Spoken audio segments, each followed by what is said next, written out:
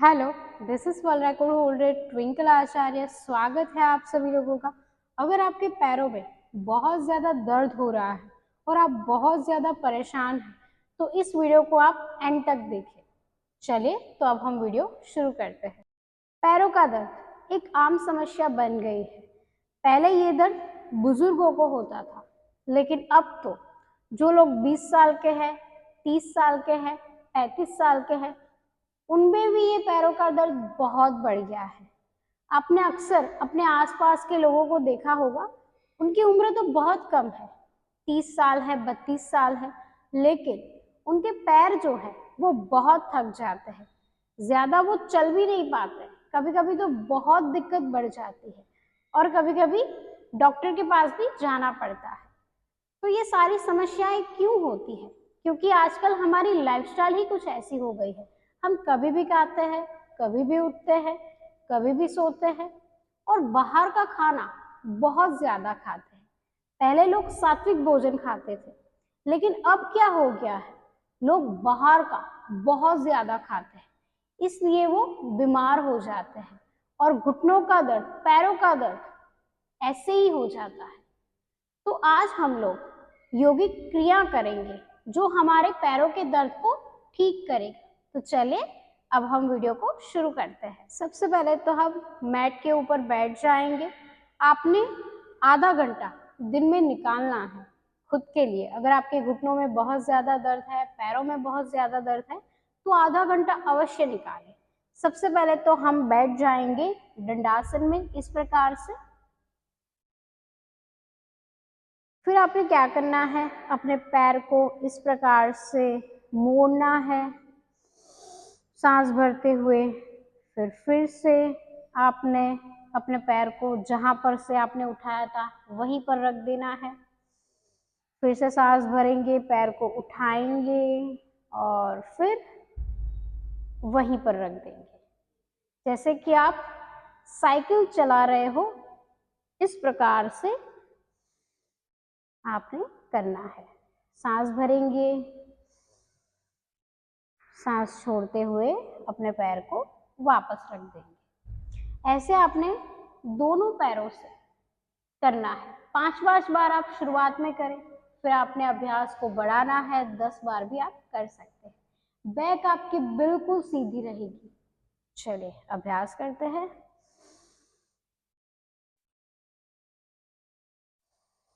2, 3,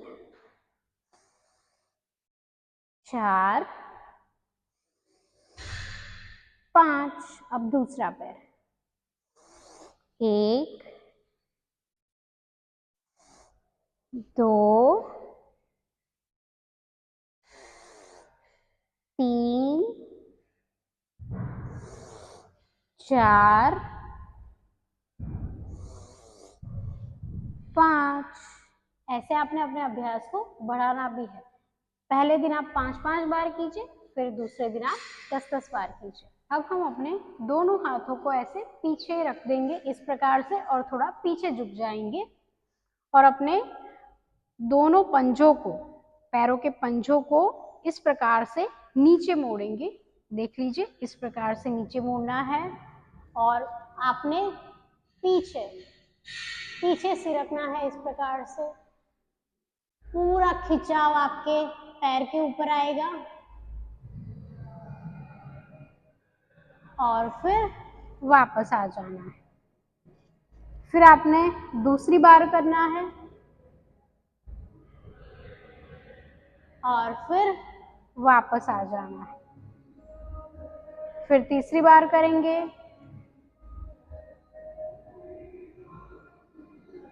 फिर वापस आ जाना है। ऐसे आपने 3 बार अभ्यास करना है। अब आपने अपने एक पैर को मोड़ना है ऐसे और दूसरे पैर के घुटने के ऊपर रख देना है। फिर क्या करना है, अपनी उंगलियां जो है वो अपने पैरों की उंगलियों के बीच में ऐसे सेट कर देनी है इस प्रकार से, और आपका दूसरा हाथ जो है वो आपके एंकल के ऊपर रहेगा इस प्रकार से। फिर आपने क्या करना है, अपने पैर के तलवों को यहाँ से पकड़ना है, पंजों को पकड़ना है और पैर को ऐसे घुमाना है। क्लॉकवाइज घुमाएंगे 5 बार और एंटी क्लॉकवाइज घुमाएंगे 5 बार। आपने नियमित रूप से अपने तलवों की भी मालिश करनी है। रात को सोने से पहले अगर आप अपने तलवों की मालिश करते हैं, मालिश को कैसे करना है वो आपको मैं सिखाऊंगी कि किस प्रकार से तलवों की मालिश रात को सोने से पहले की जाती है, जिससे आपको अच्छी नींद भी आती है और पैर में जो दर्द है वो भी नहीं होता है, क्योंकि हमारे सभी एक्यूप्रेशर पॉइंट हमारे तलवों के ऊपर मौजूद है। तो अगर आप अपना तलवा हर रोज ऐसे कुछ टाइम निकाल के 10-15 मिनट निकाल के अपने तलवे के ऊपर मसाज करते हैं तो आप हमेशा स्वस्थ रहेंगे। अगर किसी की फिटनेस जाननी हो आपको तो पैरों के तलवों से पता चलती है। अगर आपके तलवे कोमल मुलायम है तो आप बहुत ज़्यादा फिट हैं। अगर आपके तलवे जो है वो ऐसे फटे हुए हैं, बहुत ज़्यादा हार्ड स्किन हो गई है, तो इसका मतलब ये है कि आपको अपने शरीर का विशेष ध्यान रखना चाहिए। तो ऐसे आपने मसाज करनी है और ये एक्सरसाइज भी करनी है। रात को सोने से पहले आप मसाज अवश्य करें। अब हम दूसरा पैर लेंगे और इसको भी घुमाएंगे 5 बार। 5 बार आपने क्लॉकवाइज घुमाना है, 5 बार एंटी क्लॉकवाइज घुमाना है।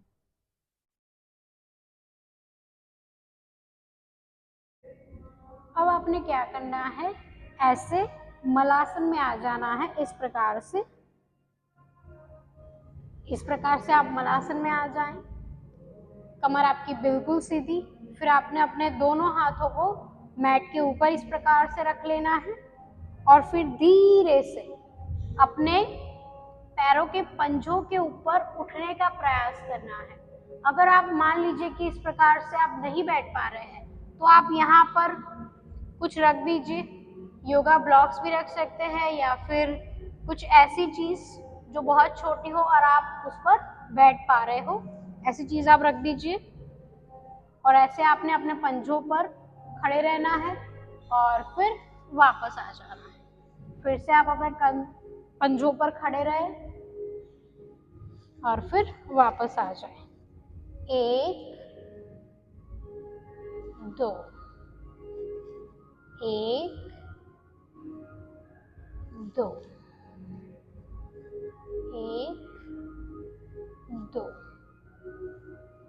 1 2 1 2। ऐसे आपने 5 बार अभ्यास करना है और फिर वापस आपने दंडासन में बैठ जाना है। आप आज 5 बार अभ्यास करें, कल आपने 10 बार अभ्यास करना है, लेकिन 10 से ज़्यादा आप अभ्यास नहीं करेंगे क्योंकि आपको पैरों में दर्द हो रहा है और ये क्रिया हम अपने पैरों की जो मांसपेशियां है उसमें खिंचाव लाने के लिए कर रहे हैं। तो आपने विशेष रूप से ध्यान देना है कि 10 से ज़्यादा आपने नहीं करना है। ये थी कुछ योगिक क्रियाएं जिनका अभ्यास आपने नियमित रूप से करना है। अगर आपके पैरों में बहुत ज़्यादा दर्द है तो नियमित रूप से अभ्यास करें, खुद पर विश्वास करें, तो आपका जो ये दर्द है वो ठीक हो जाएगा। नियमित रूप से आप योग अभ्यास भी करें। आप योग अभ्यास नहीं कर रहे हैं इस वजह से सारे दर्द आपके शरीर में आ रहे हैं, तो नियमित रूप से आपने योग अभ्यास भी करना है। आज मैंने जो क्रियाएं बताई वो आपने लगातार दोहरानी है और मन ही मन खुद को ये बोलना है कि मेरे पैर का दर्द जो है वो ठीक हो चुका है और मैं स्वस्थ हूँ। हम क्या करते हैं, हार मान लेते हैं। हम ऐसा ही सोचते हैं कि अब तो ये दर्द जाएगा ही नहीं, अब तो मैं ठीक ही नहीं हो सकता या फिर मैं ठीक ही नहीं हो सकती। ऐसा आपने नहीं करना है, पॉजिटिव रखना है और आपने विशेष रूप से ध्यान रखना है अपने खान पान पर। बाहर का खाना आप बिल्कुल ना खाएं, घर का सात्विक भोजन ही लें। 20 मिनट से ज्यादा आपने खड़े नहीं रहना है। अगर आप खड़े हैं, 20 मिनट हो गई है तो आप बैठ जाएं, 5 मिनट बैठ जाएं और फिर वापस खड़े रहें। लगातार खड़ा नहीं रहना है। और खड़े खड़े पानी पीना आम बात हो गई है ना। बहुत सारे लोग मैंने ऐसे देखे हैं जो खड़े खड़े पानी पीते हैं।